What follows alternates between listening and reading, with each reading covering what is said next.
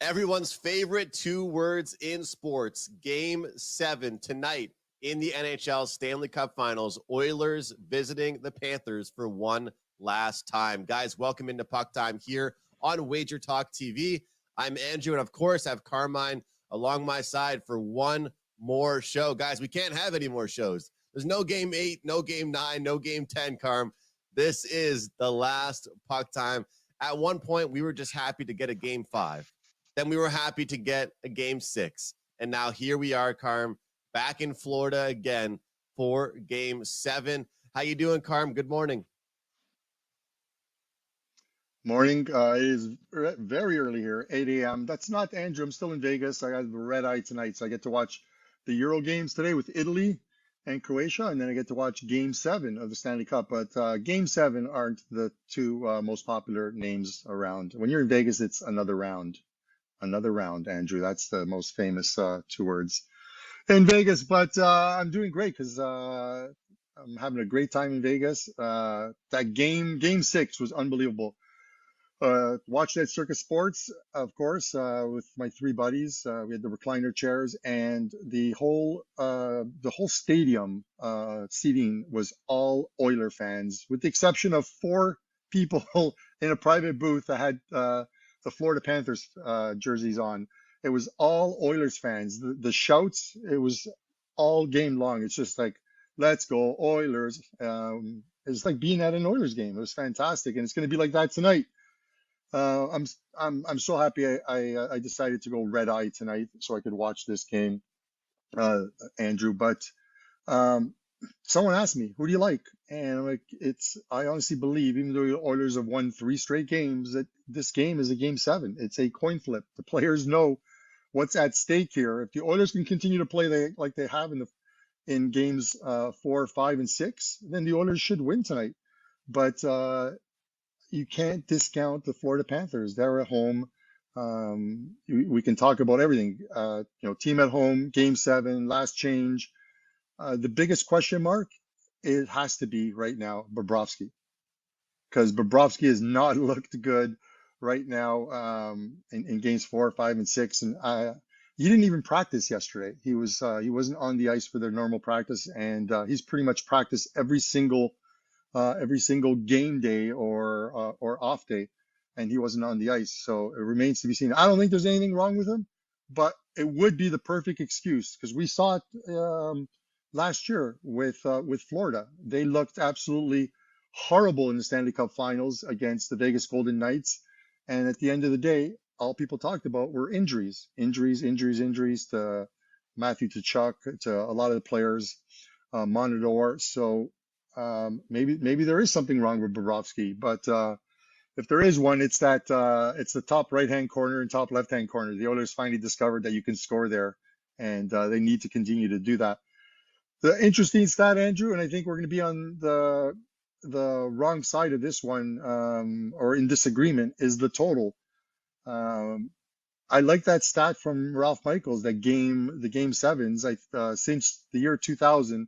The under is 6-0-1, one push. And that one push was the Boston Bruins against the St. Louis Blues that ended, I think it was 4-1, and that total was 5 in Game 7 when the Blues went into Boston and beat them. So the under has been a moneymaker in Game 7s of the NHL playoffs or the Stanley Cup Finals since the year 2000. But you look at the way these last few games have played, and it's like, do you have the heart to, kind of like Tony G, the poker, do you have the heart and the commitment to take the under when the Edmonton Oilers skate on? Because if you had the under in Game 6, you were probably sick in that one. 2 empty net goals, and the rest is history. 5-1 final, and you're cashing an over ticket and ripping up the under tickets. So I'm leaning under, Andrew. I may just go with the 1.5 first period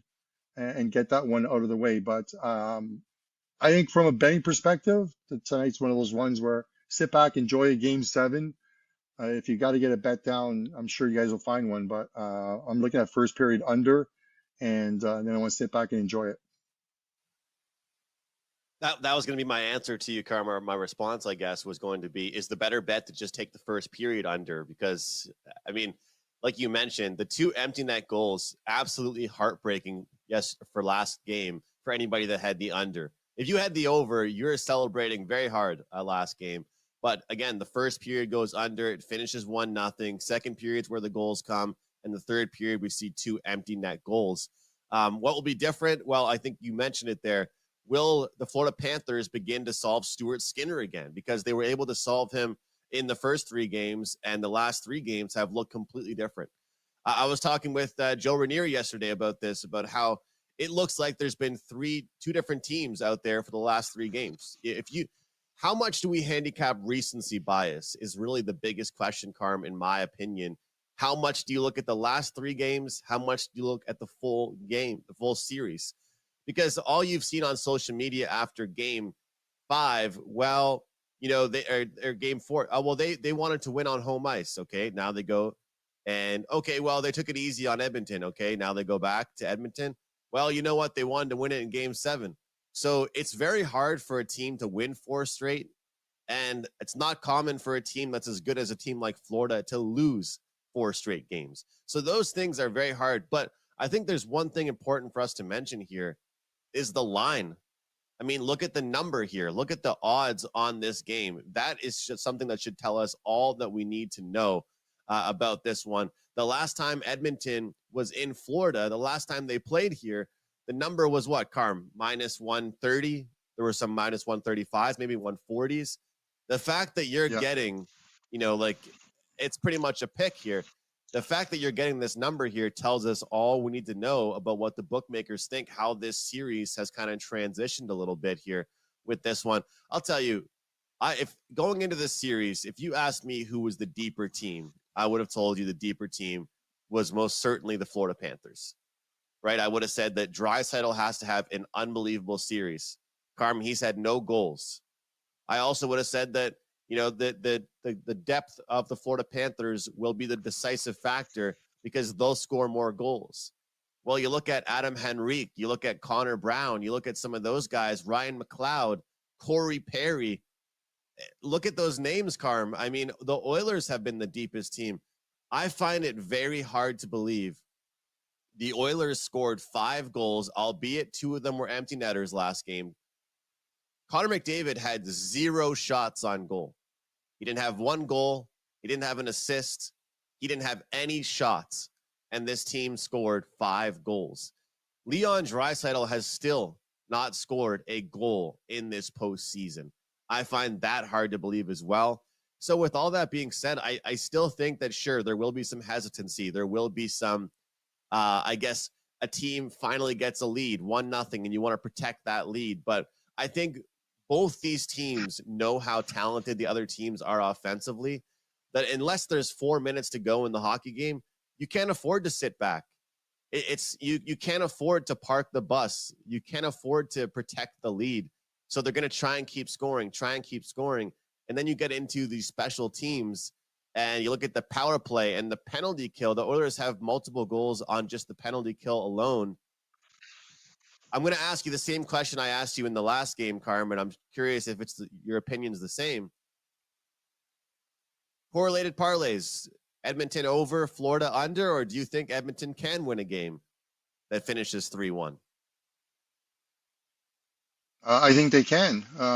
They're well on their way to winning Game 6 at home by a 3-1 margin. Then they pulled their goalie and got a couple empty netters. I was sitting with a couple of people who were on the over and pretty happy. And then, and just as an aside, when you're in a sports book and it's all Oiler fans, they don't, if they're there to watch the game, most of them aren't even betting unless they bet on the Oilers. They don't understand the dynamic of an over better. So they're watching us cheer for the Edmonton Oilers. And then when Florida scores, we're standing up and cheering. Florida scores and they're confused. They're like, this guy was just cheering for the Oilers. We're cheering for the over. But Andrew, with that said, it's the nature of the beast. With that said, this is probably one game where I wouldn't want to look at sort of the correlated parlay of Oilers and the over or Florida and the under. Florida's going to have to be really good. They're going to have to play their best, because the Oilers have played their best in 3 straight games and have won 3 straight games. And it's going to come down to that goaltending as well. You know, the game will unfold 2 different ways. If Florida needs to get on top, they are such a better team when they have the lead. They help out Bobrovsky better. They collapse on defense. You've got guys getting their sticks on guys trying to get into the ozone. But if they fall behind, you have to wonder about their psyche, their mentality on that bench that we're behind again. And, you know, I'm not saying it's anything soft, but if Bobrovsky left in something soft, these guys are going to be made to wonder, can we even beat this team? For most of this playoffs, every single team that has played Florida have thought, how do we beat this team? And the Edmonton Oilers figured that out. And now it's Florida looking at Edmonton and thinking, how do we beat this team? Because Edmonton's pretty much dominated 3 straight games against them. So it all falls on what Bobrovsky can do, whether they can protect him, whether they play a better defensive game in front of them, because possibly there could be something wrong with them. I'm just speculating. I'm not saying I know anything, but when a guy misses the skate around, even on the off day, after having an extra day because of the travel day, the 2 travel days in between, it makes you wonder, just because of what happened with Florida last year in the Stanley Cup Finals. I do want to say this, the NHL, I understand, we knew the schedule going into the Stanley Cup Finals that between games 2 and 3, there would be 2 off days. We knew between games 5, 6, and 7, there would be 2 off days. But the NHL completely missed on not having this Game 7 Stanley Cup Final on Sunday night. Nothing else going on. Primetime TV, Game 7 of the Stanley Cup Finals, and we're watching it on a Monday instead of a Sunday. It makes absolutely no sense to me. I get it. They were set up that way, but 2 off days for Game 7 and showing it on a Monday, not the same. Carm, I didn't plan on having a few beers on a Monday night, but here I am. I find myself planning on having a few drinks tonight because of the way the game fell. So, hey, I don't mind it. I don't mind it, but you're right. They missed out on an opportunity for the Sunday night game. You know, Carm, when I look at this series overall, I think that, you know, people were describing the Oilers with playing with house money the last few games, right? You're down 3-0. What do you have to lose? You're playing with pride to not get swept. You know, then it's 3-1. Okay, let's give ourselves a chance, 1 game at a time. Then you tie things up. What am I saying here? Well, there's no house money anymore, right? There's no house money. There's no, well, if we win, you know, we move on, we play 1 more. This is the game. And so, you know, all the Florida media, because I know I've been talking up the Oilers a lot, but all the people talking about it with Florida, it's very simple. If Florida wins tonight, nobody will remember the collapse they had in this series.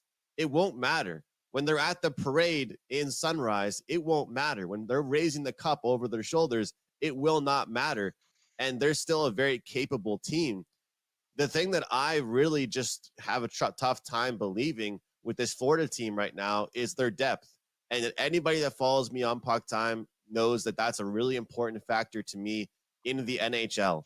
And when it comes down to it, I have seen far more names on the score sheet for the Oilers than I have for the Florida Panthers. If the Florida Panthers are doing something, it's probably because of Alexander Barkov. It's probably because Sam Bennett made a nice play. Maybe Evan Rodriguez. But where has Verhaeghe been? Where has Reinhart been? Where have some of these guys? Aaron Ekblad does not make the amount of money he makes to be a defensive defenseman. They need him to be able to produce offensively as well. So a lot of that stuff kind of confuses me about this Panthers team. I thought they were the deeper team, but let's not act like this series is over, because Carm, I know we don't like to bring in, you know, public sides and all that stuff. That's more so if people talk about that for like NFL point spreads and things. But let's be real here. For the past few games, people were all over Florida. Yeah, Edmonton doesn't stand a chance. Edmonton's going to close it out, or Florida's going to close it out. Florida's going to close it out. And now I can't find anybody that likes Florida tonight. It seems like everybody likes Edmonton, and that's a little bit concerning. But you can tell by the odds makers, the way they open things up, not making it minus 130, making it pretty much a pick 'em here. They agree that the Oilers have certainly taken a hold on this series. Any props for you, Carm, at all on this one? I know we don't have to have too many here, but anything stick out to you? I actually went downstairs and picked up Nice. where is it here? The Circa betting sheet on the props there. And you know the interesting thing is you look at I'm looking at the total points props for players, and it's almost like some of these lines are for the guys like a McDavid are shaded to the under because they don't expect this to be a higher scoring game, or maybe Florida figured out a way to stop McDavid but not the rest of the Edmonton Oilers. Because you look at as far as McDavid is, he's 1.5 points, minus 112 to the under, but that line is updated to minus 120 when I checked it at the window. As far as the under there goes, I think you take props if you like the under. You take the under props if you like the under, because you're not going to see a lot of scoring. I'm going to find out. I'm going to look at some of these Wolf players to score, and I'm just going to try and find some lower vig ones. And finding lower vig ones, unfortunately, are ones like minus 170. Like Connor McDavid is minus 170 not to score a goal tonight. We know he's been the setup guy all playoffs long. He's been the setup guy. So if you're taking him to score tonight, he's plus 150. If you're taking him not to score tonight, and the Oilers could very well win this game, and he doesn't score, he just becomes the assist guy. He's minus 170. It's a Viggy, that word again, Andrew, Viggy. It's a Viggy play, but it's ones where you look at it and you may want to take it. The first goal scorer, and this is one that I kind of like, Andrew, is as long as Zach Hyman does not get in the way of his shot, Evan Bouchard is 28-1 to get the thing. If there's a power play and you know he's on the point, the number one of the number one power play unit. If that guy gets a shot on goal, you got to get out of the way. That thing has a stream of fire behind it. It's kind of like the old Fox where they used to put the tail on the puck, which that was one of the worst ideas ever as well too. If you can't follow a puck on the ice, then you shouldn't be watching hockey. But with that said, I'm a grumpy old man today. I think it's because I had to wake up so early to do this show. But with that said, not many other props, Andrew, for this one. I'm going to take it. I'm locking up a win in here in Vegas. It's been a fantastic week, and I'm going to sit back and enjoy this game. Maybe play that first period under, and let everyone else cheer. And I'll cheer for the Oilers. I buried the Oilers, Andrew. I buried them after Game 3. We came on in Game 4. I said, "That's our last puck time of the year. Let's sign the yearbooks. We're done." And it was like a WWE, where the Undertaker came out of the coffin. He rose from the dead, and that's the Edmonton Oilers, the Undertaker of the NHL. These guys, man, they rose from the dead, proved me wrong. I'm not going to say proved you guys or all of us wrong, because a lot of you guys still like the Oilers, but proved me wrong. 3 straight wins. I can't believe it. It would be a shame for them to come this far back and not win it. But we'll see what happens tonight. Carmen, just a few props for me, and I think one that pretty much everybody has been jumping on, and it didn't hit the last game. So sometimes when a prop is on such a roll, it doesn't hit one game, you don't go away from it. You got to go right back to it.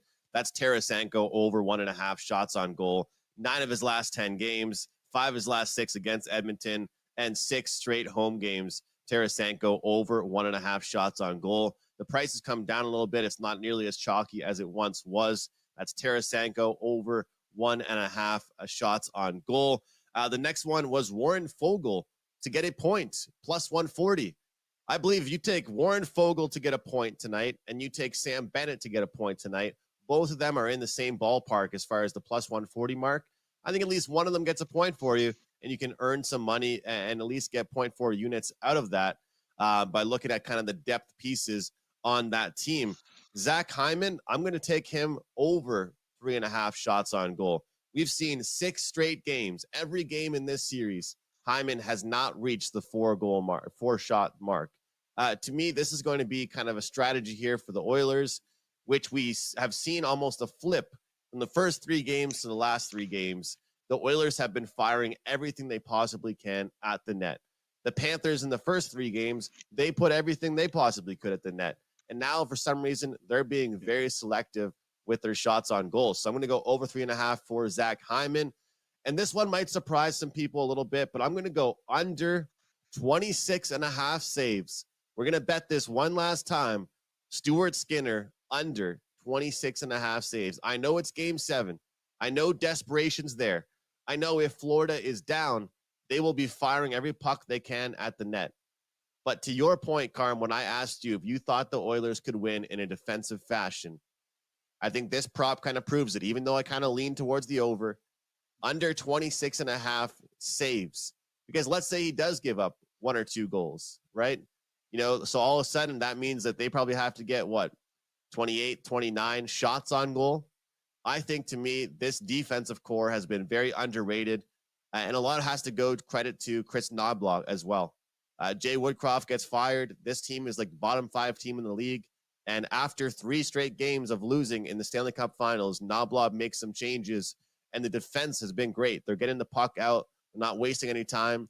And through the first 3 games of the series, all the goals for Florida were pretty much off turnovers for the Oilers. Well, those turnovers are certainly cut down now, and we're not really seeing them as much. So that's it for me. I really do like some of those ones. And I will say, because I know a lot of people are probably going to be itching to bet on Connor McDavid, this is my 2 cents. I would rather take him over 1.5 points than I would with the over 3.5 shots.